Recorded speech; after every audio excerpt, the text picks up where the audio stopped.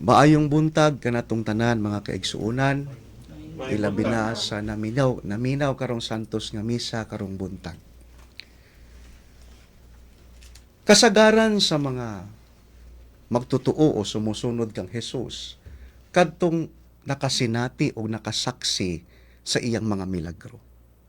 Apan diri sa atong ebanghelyo atong nadungog ang usa ka opisyal sa kagamhanan nga wala pa makasinati sa milagro ni Jesus. Apan bisan pa ni ana, mituo siya nga si Jesus ang makahatag og kaayuhan sa iyang mga anak, sa iyang anak nga himatyon.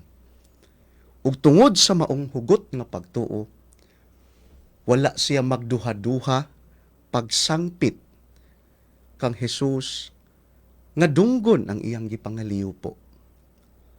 Ug tungod sa iyang dako nga pagtuo, tungod sa iyang hugot nga pagtuo, gihatag ni Jesus ang iyang gipangayo.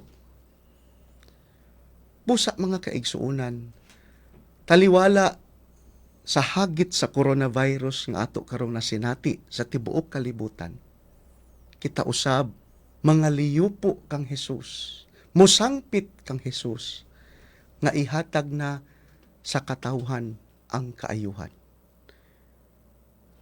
Usa sa tinubdan sa tinuod nga kaayuhan, mauman ang hugot nga pagtuo sa Ginoo.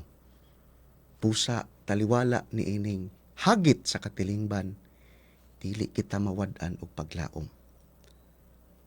Atong hugtan pa, atong palambuon pa ang atong pagtuo sa Ginoo. Kay siya ang Ginoo nga kamao mamati sa mga pangaliyupo sa mga tao nga adunay hugot nga pagtuo. Amen.